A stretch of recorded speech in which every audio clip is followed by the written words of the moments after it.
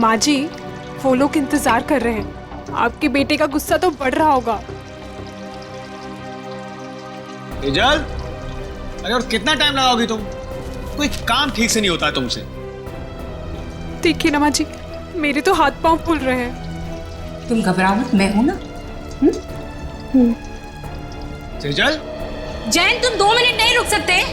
पकड़ा है ना खाना? इसे लेकर जाओ तुम। ठीक है, मैं सब्जी लेकर आती हूँ। लाओ जाओ।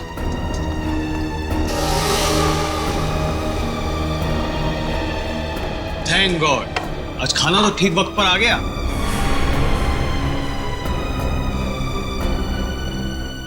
सेजल, तुम ना किसी काम की नहीं। पापा और मैं कब से भूखे बैठे, खाना तक ठीक से नहीं बनता। जैन, क्या हमेशा उससे डांटते रहते हो? सीख जाएगी धीरे धीरे। माँ, आप ही ने ना इसको अपने सर पर चढ़ा कर रखा है। मेरी लाडली बहू, मेरी लाडली बहू।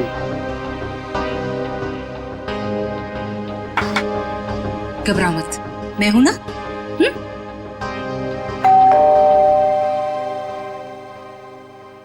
अरे यार, अब ये खाने के वक्त पर कौन आ गया? हाँ सर, ये आपका पार्सल आया है। पार्सल? जी हाँ पर भेजा किसने? सर, एक तो आपने पड़ा हुआ पार्सल लेके आया हूँ और ऊपर से मुझसे ही सवाल कर रहे हैं। तो हमने अभी तक किसी को एड्रेस नहीं दिया, तो पार्सल कैसे आ गया? अरे भाई, 4 दिन हुए हमें यहाँ पर आए हुए, पार्सल कैसे आ सकता है? अरे बेटा, पार्सल पे नाम किसका है वो तो देखो। अरे माँ, नाम ही तो सफाचट है। ये लीजिए अपना पार्सल। चाहे आप इसे रखिए, चाहे इसे फेंक दीजिए, आपकी मर्जी। और ये लीजिए, यहाँ पर साइन कर दीजिए। पापा, इसके अंदर तो कुछ अजीब सी चीज है।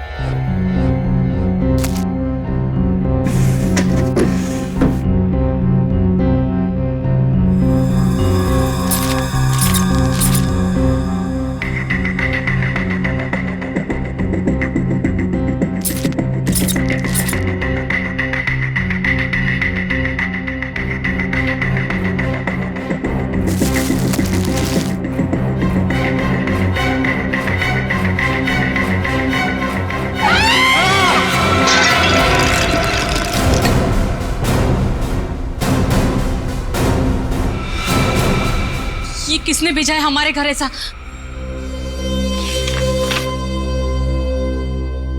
चिट्ठी?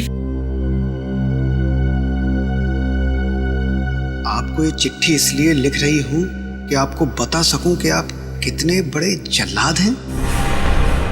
आपको जला देना चाहिए, गोली मार देनी चाहिए और नरक में सड़ाना चाहिए। जो आप मुझसे करवा रहे हैं वो गलत है। मैंने कर जरूर दिया है और आपको इस चिट्ठी के साथ भेज रही हूं।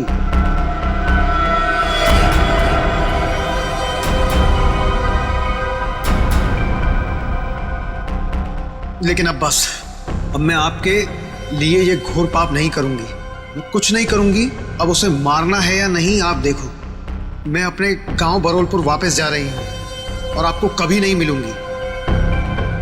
आप बहुत ही घटिया आदमी हो और मैं अब नहीं डरती आपसे। आपकी गायत्री?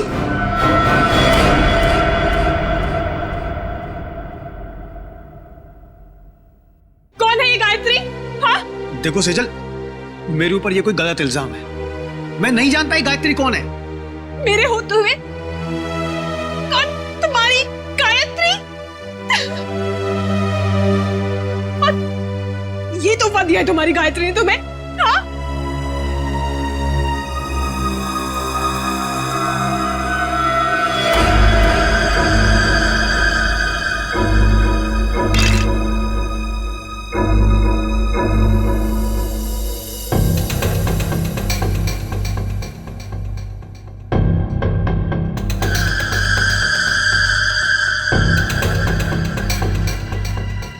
माय गॉड, छोटे बच्चे की कटी हुई उंगली है सर।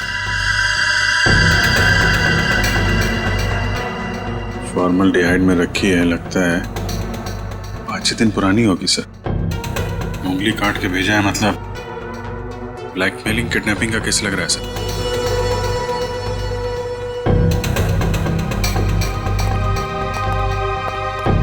क्या आपके घर में, आपके परिवार में कोई छोटा बच्चा है? नहीं सर, हमारे यहाँ तो कोई बच्चा नहीं और ना ही ये पार्सल हमारा हो सकता है। लेकिन आया तो तुम्हारे घर पर ही ना। अगर इसी एड्रेस पर आया तो और किसी का कैसे हो सकता है? हाँ? चिट्ठी कहाँ है वो? सब जिसके लिए लिखी गई थी उसके पास ही होगी। अरे यार, क्यों मुझे मरवाने पर तुले हुई हो? सर, चिट्ठी।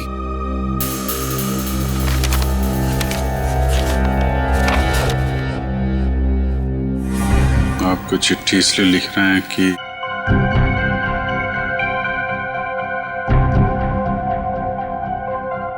बहुत ठीक घटिया आदमी हो, और मैं नहीं डरती आपसे। आपकी गायत्री। सर, हमें नहीं पता ये चिट्ठी में ये लड़की क्या बात कर रही है, और हम गायत्री को नहीं जानते।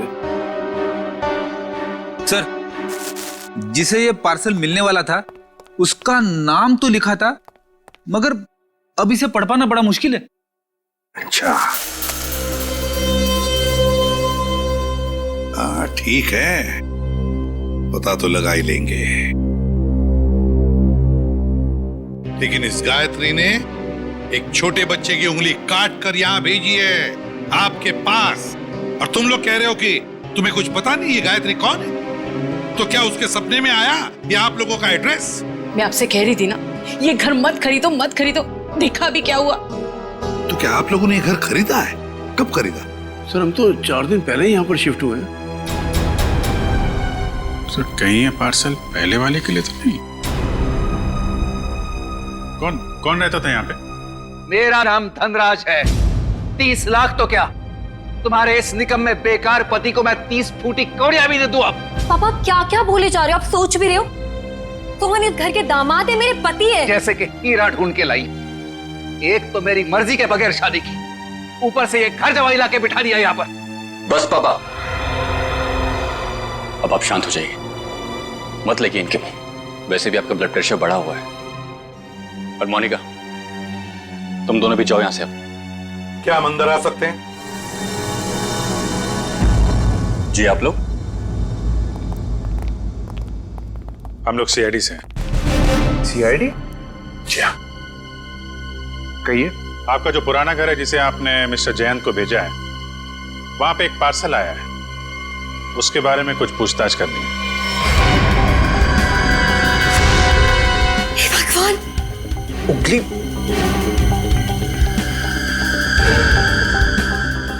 ये तो किसी बच्चे की उंगली है। जी हाँ, और इसके साथ साथ एक चिट्ठी भी है। किसी गायत्री ने लिखी है चिट्ठी।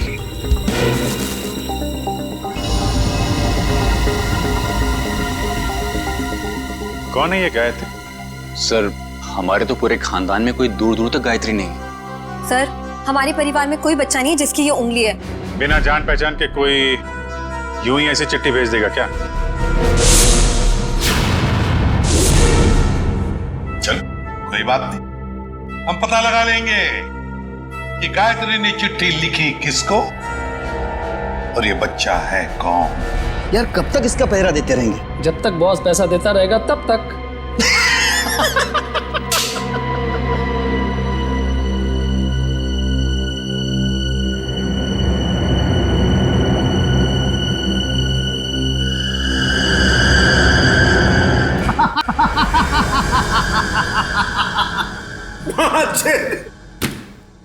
कटी हुई उंगली देखकर सदमा लगा इसे।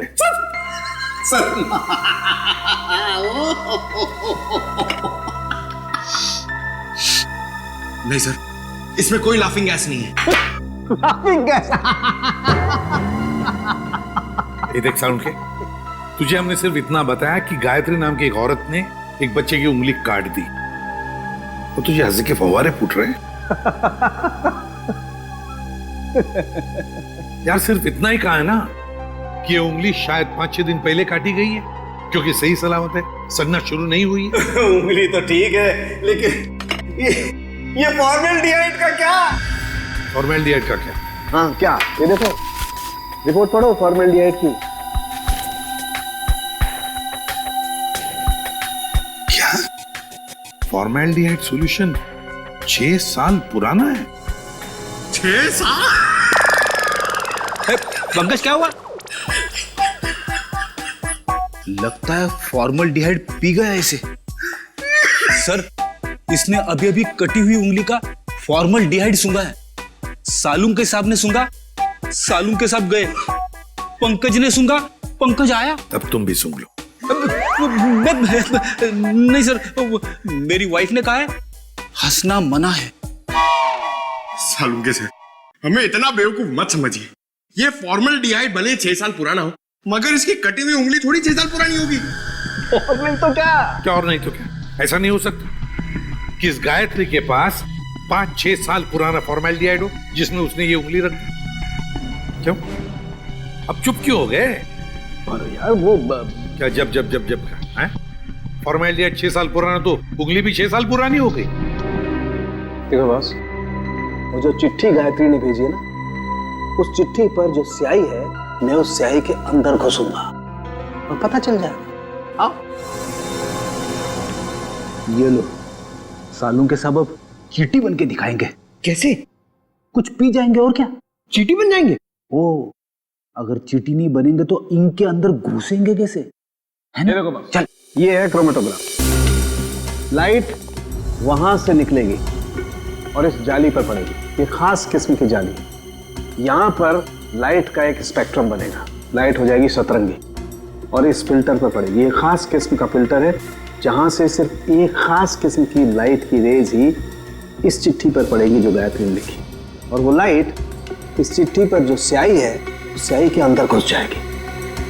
उस लाइट की वजह से इस स्याही के छोटे छोटे कण अचानक गर्म होना शुरू हो जाएंगे और उन कणों की उछल कूद यहां पर दिखाई देगी। और ये इस कंप्यूटर के साथ जुड़ा हुआ है। दरअसल एक कंप्यूटर हमें पढ़ के बताएगा कि ये स्याही कितनी पुरानी। सालुंकी, तेरा फिजिक्स का लेक्चर पूरा हुआ? हम कहानी शुरू करें? जरूर। ये देखो बॉस, ये लाइट उस जाली पर पड़ी और लाइट का स्पेक्ट्रम, और ये खास किस्म की लाइट घुसी इस चिट्ठी पर।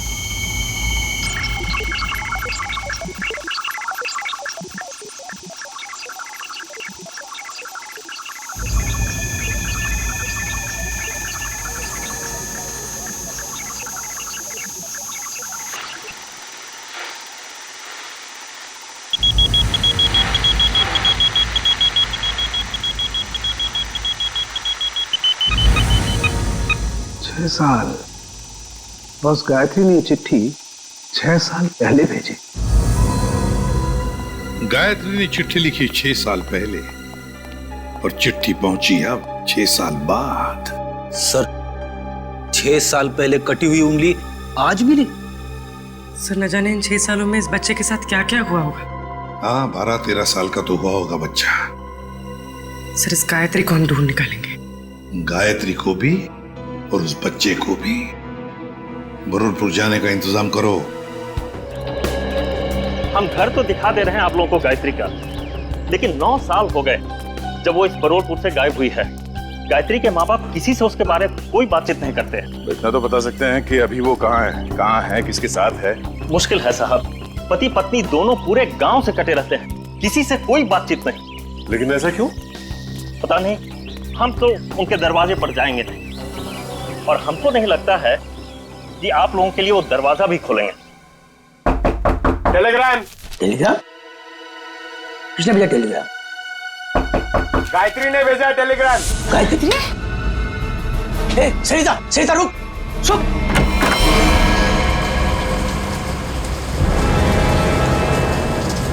कौन है भैया आप लोग? हम लोग सीआईडी से। सीआईडी से? और आपकी बेटी गायत्री को ढूंढते ढूंढते मुंबई से यहाँ आए। मुंबई से? पर गायत्री तो मुंबई में ही है, वो आपको वहां नहीं मिली? उसके इस चिट्ठी के हिसाब से तो 6 साल पहले आपकी बेटी गायत्री को यहाँ बुरलपुर में 6 साल पहले आना चाहिए था। जब लेटर लिखा था तो आई क्यों नहीं अभी तक?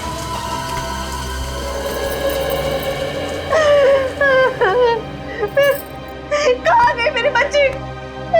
कहाँ गई मेरे बच्चे? देखिए, आप लोगों को गायत्री के बारे में जो कुछ भी मालूम है हमें बताइए, हम उसे ढूंढ निकालेंगे। हो सकता है वो किसी परेशानी में हो। हाँ? वो मुंबई में कहाँ रहती थी? पता नहीं साहब, मेरी गायत्री 18 साल की थी तो भागे मुंबई चली गई वो। हम लोगों ने उसको मुंबई से छोड़ दी। अचानक एक दिन उसने फोन किया कि उसने वहां किसी के साथ शादी कर ली। पूरे गांव के सामने हमारी इज्जत को मिट्टी में मिला दिया। ये बात है कब की? करीब 7 साल पहले की।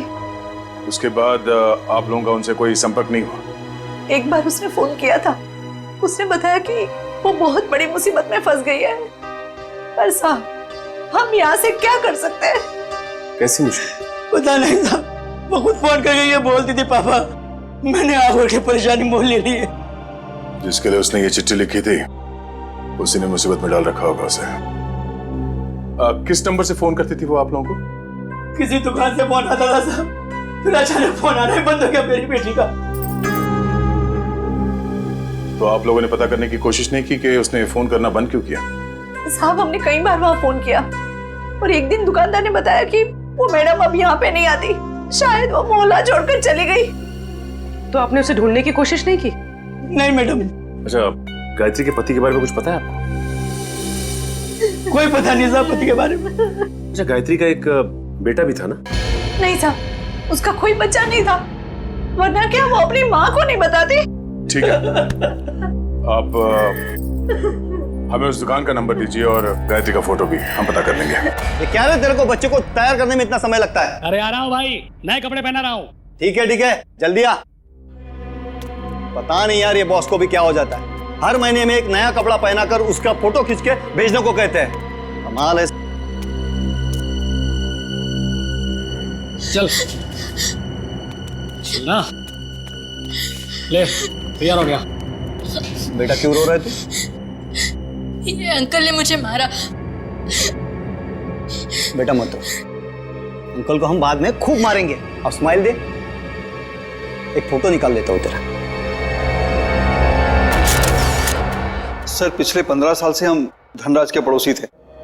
सर हम उसकी रग रग को जानते हैं। सर उसने जरूर कुछ गड़बड़ किया होगा, तभी तो अपना घर वो कोड़ियों के भाव बेचकर भाग गया। तो ये कुमार जी मोहल्ले में पूरी बात बताते समय घबरा रहे थे तो इनको यहाँ ले आए। सर हम मोहल्ले में उनके बारे में कुछ बोल नहीं सकते थे क्योंकि बड़े खतरनाक लोग हैं सर, वो हम सबकी जान भी ले सकते थे। हाँ सर, उसका बदमाश दामाद सोहन और वो खुद बुढ़ा धनराज, अगर वो डस भी है ना सर तो कोई पानी ना मांगे। अच्छा, ऐसा क्या किया उन्होंने आपके परिवार के साथ? सर उनको समझना बहुत मुश्किल है, बहुत घटिया लोग हैं सर, एक नंबर के क्रिमिनल है सर। मेरी बेटी की हालत देखिए ना सर, धनराज के बेटे ने इसकी जिंदगी खराब कर दी। रणवीर ने? नहीं सर, हम रणवीर की बात नहीं कर रहे हैं, उसका छोटा बेटा अमन की बात कर रहे हैं सर। एक मिनट। उनके घर में हमने एक ही बेटा देखा, रणवीर, लेकिन धनराज का दूसरा बेटा अमन है, ये तो हमें किसी ने नहीं बताया। सर उन्होंने भी आपको सच नहीं बताया, भगोड़ा है अमन। सर उससे मेरी शादी होने वाली थी और सगाई के दिन ही वो मुझे छोड़कर भाग गया, पता नहीं कहाँ चला गया था। ये धनराज और उसका परिवार तो काफी शातिर निकला सर। गायत्री का फोटो दिखाओ इन्हें। सर इसे कभी देखा उनके परिवार में? ये गायत्री? नहीं, कभी नहीं देखा। अच्छा, कोई बच्चा भी था उनके परिवार में? नहीं सर, कभी कोई बच्चा नहीं देखा। अभिजीत, ये अमन वाली बात मुझे गड़बड़ लगती है। क्या उस अमन के बारे में और कुछ बता सकती हो तुम? हाँ सर, अमन और उसके पापा की बिल्कुल नहीं बनती थी, इसलिए वो एक गोरेगांव के रेस्टोरेंट में काम करता था, फिर पता नहीं अचानक कहाँ गायब हो गया।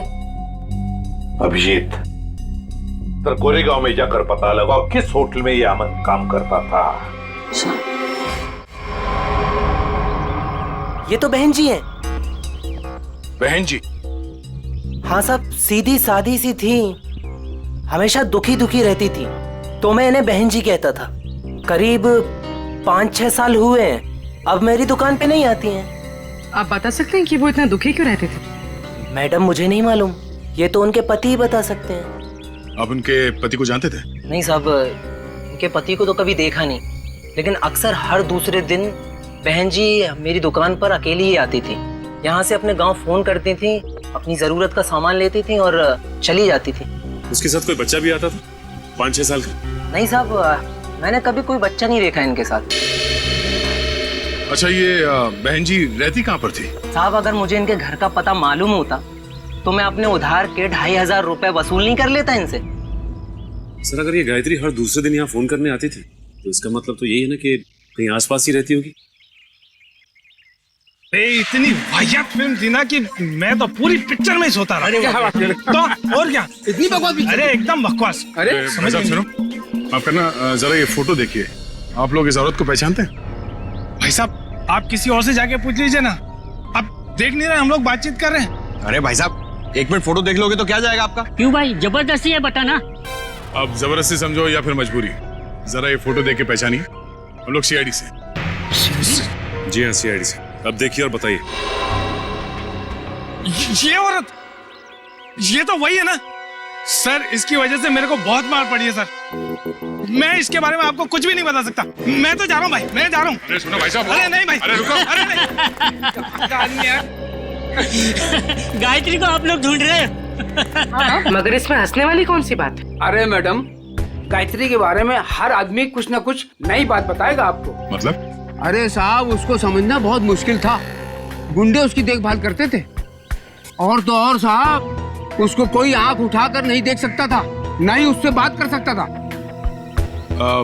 वो रहती कहाँ थी? अभी तो कोई उसके घर में नहीं रहता। पिछले 6 साल से खाली पड़ा है। पता नहीं वो लोग कहाँ चले गए। कोई नहीं, हम देख लेंगे। ये बताओ कि उसका घर कहाँ है? वो रहा गायत्री का घर।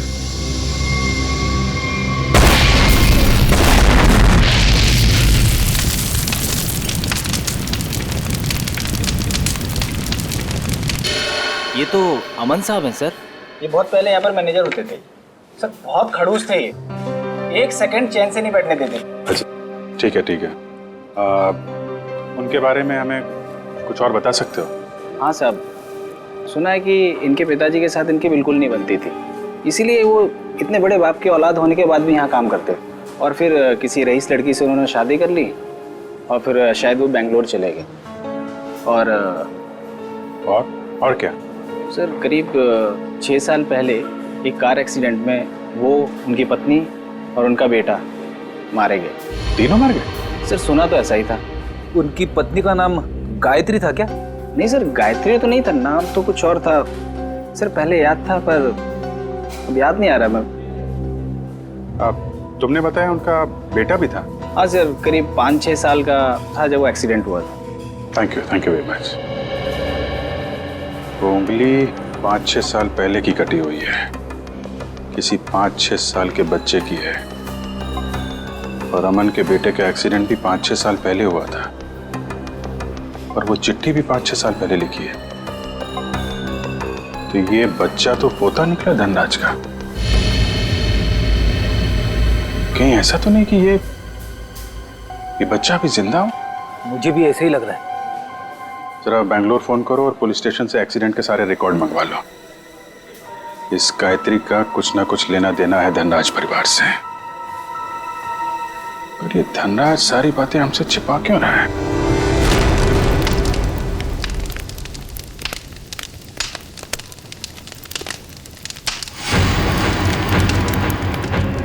क्या टाइमिंग थे? हम लोग यहाँ गायत्री के घर पहुंचने ही वाले थे कि किसी ने यहाँ पे बॉम्ब ब्लास्ट कर दिया। सर ये ठंडे बस्ते में पड़ा हुआ मामला नहीं लगता है। लगता है बच्चा अभी भी जिंदा है और ये मुजरिम हम पे नजर रखे हुए था, इसीलिए उसे पता लग गया कि हम गायत्री के बारे में पूछताछ कर रहे हैं। हाँ, मगर ऐसी क्या चीज थी यहाँ जो मुजरिम चाहता था कि हमारे हाथ न लगे? ये घर सालों से बंद पड़ा है, गायत्री यहाँ पे रहती भी नहीं है, फिर ये धमाका करने की क्या जरूरत थी? जरा देखो आसपास, देखो कोई सुराग मिलता है।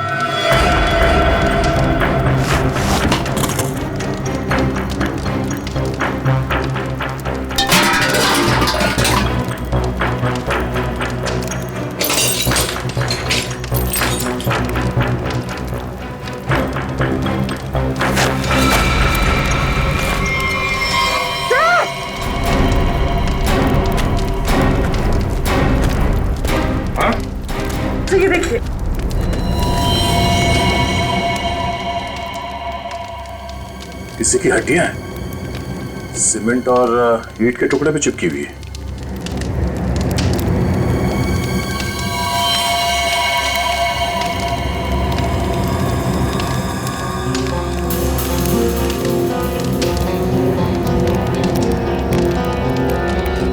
इतनी सारी हड्डियां, लगता है यहाँ पे किसी की लाश को गाड़ दिया गया था और उस कंकाल को नष्ट करने के लिए ब्लास्ट किया गया। तो मतलब मुझे नहीं चाहता था कि कंकाल हमारे हाथ लगे। एक काम करो, ये जितनी भी हड्डियां सब उठा लो और लाश की खोपड़ी भी ढूंढो, यहीं कहीं होनी चाहिए आसपास।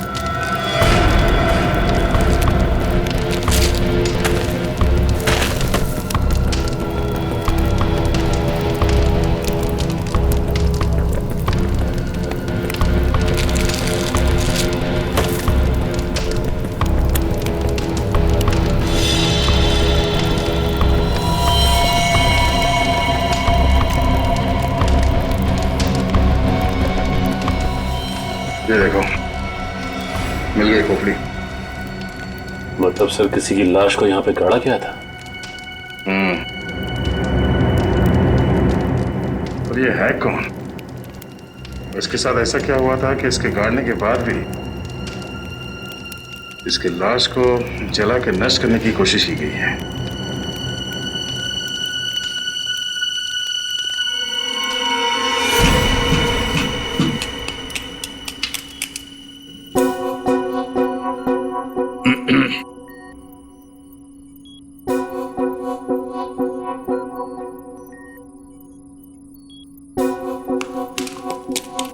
सालुंखे, तू एक ही हड्डी निकालते रहे ना, हम यहाँ खड़े खड़े भजन करते हैं। हाँ? बॉस, आप वक्त से पहले आकर के खड़े हो गए मेरे सर पे। ये हड्डियां किसकी है बता? ये हड्डियां एक लड़की की हैं। सर गायत्री के घर में लड़की की हड्डियां? कहीं कहीं हड्डियां गायत्री की तो नहीं? पता नहीं गायत्री की हैं या नहीं है। ये तो तभी पता चलेगा जब हम इस खोपड़ी पर चेहरा बना लेंगे। हाँ, वैसे एक बात बताऊं, ये हड्डियां किसी 30 साल की उम्र की औरत की हड्डियां हैं, क्योंकि इन हड्डियों की डेंसिटी ज्यादा बदली नहीं है और औरतों में 30 साल के बाद ही बदलाव आता है। तो फिर डॉक्टर सालुंखे, क्या हम इस खोपड़ी पर चेहरा बनाना शुरू करें? क्यों नहीं?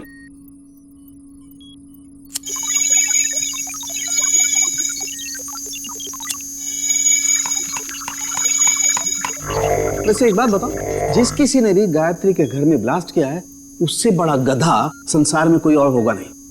वो क्यों? सिंपल सी बात है, अगर वो ब्लास्ट नहीं करता तो ये खोपड़ी बाहर नहीं आती, और अगर ये खोपड़ी बाहर नहीं आती बॉस, तो हम इस खोपड़ी पर चर्चा नहीं कर रहे होते।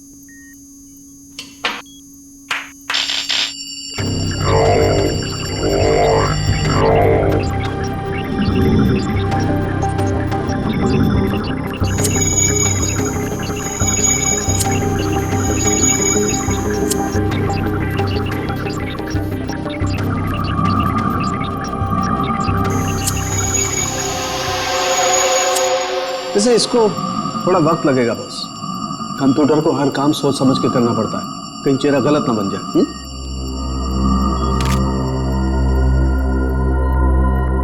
माय गॉड, ये क्या है? ये देखो बॉस, ये तो सोना है, गोल्ड।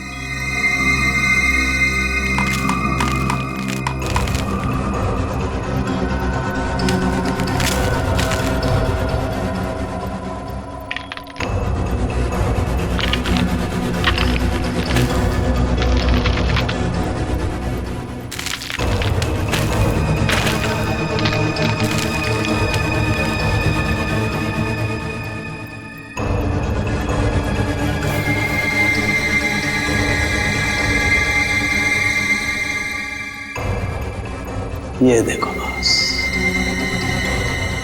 A for Apple. यार, ए फॉर अमन। हाँ, चेहरा बन गया boss. Gayatri,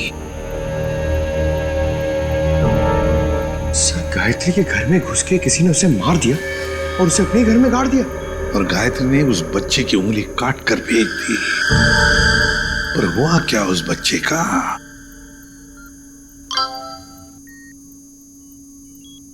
sir Bangalore police ने एक मेल भेजा है। लिखा है कि 6 साल पहले अमन अपनी वाइफ के साथ कहीं जा रहा था, कार पहाड़ से नीचे गिर गई और कार में आग लग गई। हाँ, मगर इस फोटो में बच्चा भी है। पर सर मेल में तो बच्चे का कोई जिक्र ही नहीं है। इसका एक ही मतलब हो सकता है कि बच्चा जिंदा है। सर बच्चे ने गले में चेन भी पहनी हुई है। और सर वही वाली चेन है, A for apple. A for Aman. पर सर अमन के बेटे की चेन गायत्री की लाश के पास मिली। अमन और उसके पत्नी की गाड़ी का एक्सीडेंट हो गया 6 साल पहले। गायत्री ने उनके बच्चे को पकड़ लिया, उसी की उंगली काट कर भेज दी। पर अब तो गायत्री ही नहीं रही, तो फिर वो बच्चा कहां गया? उस बच्चे को ढूंढना होगा, बचाना होगा और इस धनराज की गर्दन पकड़नी होगी। बस बबलू ने एक निवाला खा लिया ना तो हमारा काम हो जाएगा।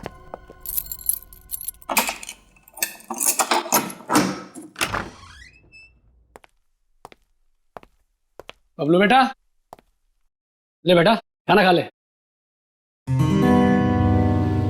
ये मेरे लिए? हाँ मुन्ना, तेरे लिए ही है, ले खा ले।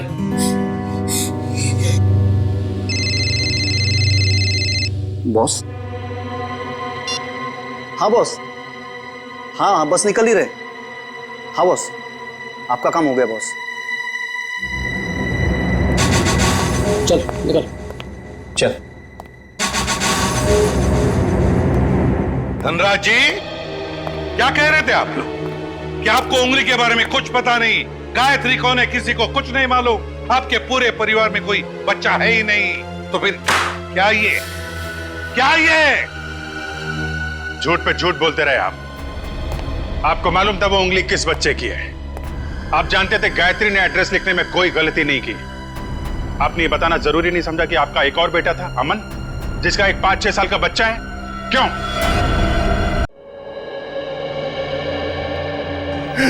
सर, जब मैंने उंगली देखी थी तो मुझे लगा था कि वो शायद पोते की हो सकती है।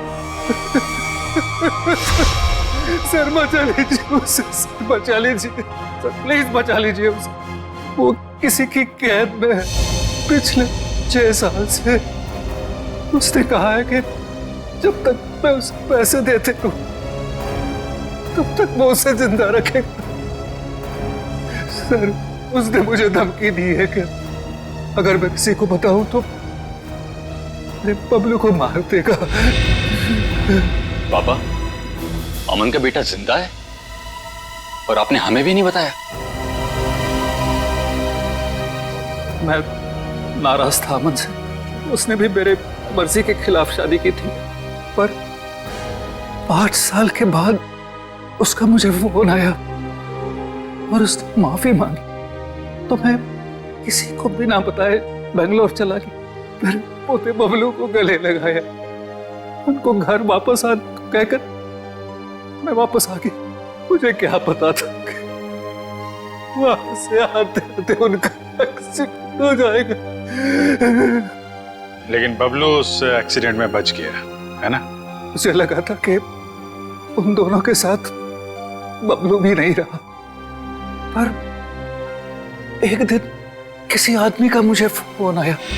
उसने बबलू की आवाज मुझे फोन पर सुनवाई और कहा कि जब तक मैं उसे 10 लाख रुपया महीना देता रहूंगा तब तक बबलू जिंदा रहेगा।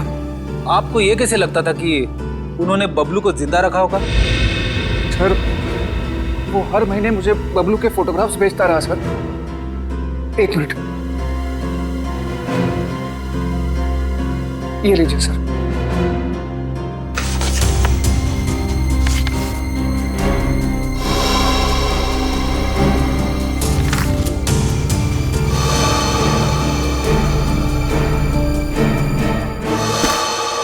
आपने उस किडनैपर का फोन नंबर तो नोट किया होगा ना? नहीं सर, वो हर बार अलग अलग नंबर से फोन करता रहा। अब तक एक भी बार नंबर रिपीट नहीं हुआ सर। धनराज जी, ये किडनैपर तुम्हारे साथ पैसे का खेल खेलता रहेगा, झूठी उम्मीद दिलाता ही रहेगा। लेकिन अब ज्यादा दिन उसका ये खेल हम नहीं चलने देंगे। नहीं चलेगा उसका ये खेल।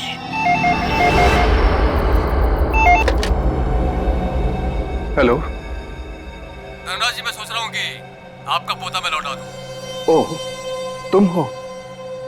भगवान तुम्हारा भला करे। प्लीज मेरे पोते को लौटा दो। हम भगवान के भरोसे पे नहीं रहते। तुम हमारा भला करोगे और हम तुम्हारा।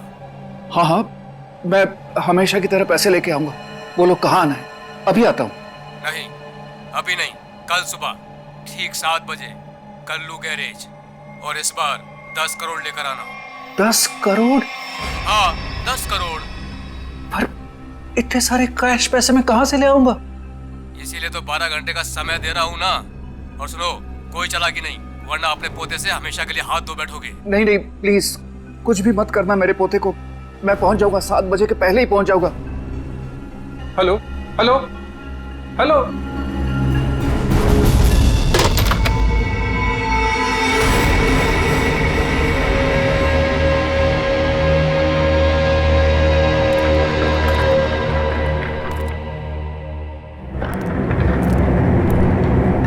कल्लू गैरेज ही तो बोला था। यहाँ तो कोई नहीं है। हेलो हेलो, कोई है? पापा। रणवीर, रणवीर तुम यहाँ क्यों आए? पापा, मैं आपको किडनैपर से अकेले मिलने कैसे आने देता? रणवीर, तुम्हें पता है उसने कहा था कि मैं अकेला ही यहाँ। अगर उसने तुम्हें देख लिया तो वो बबलू को कुछ भी कर सकता है। रणवीर जाओ, भागो, तुम भागो।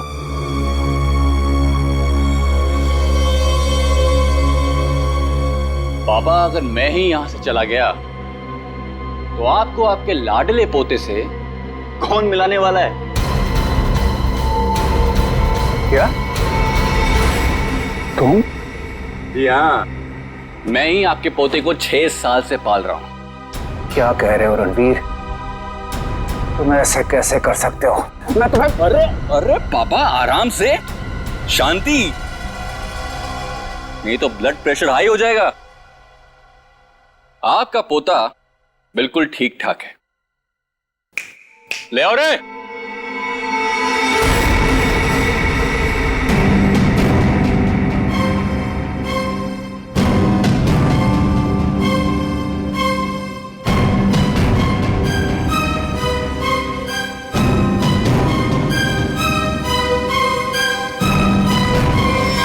बबलू, दादाजी,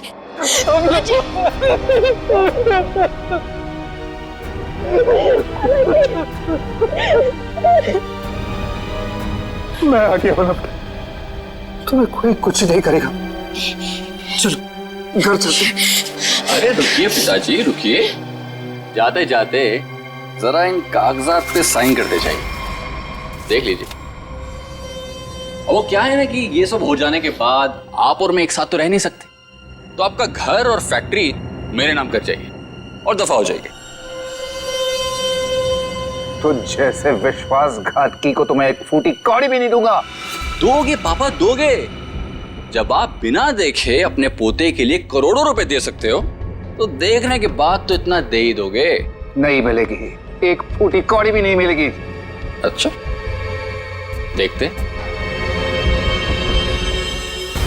क्या कर रहे हो? सोच लीजिए। दादाजी नहीं। मैं बुढ़े साइन कर, दोबारा मौका नहीं दूंगा।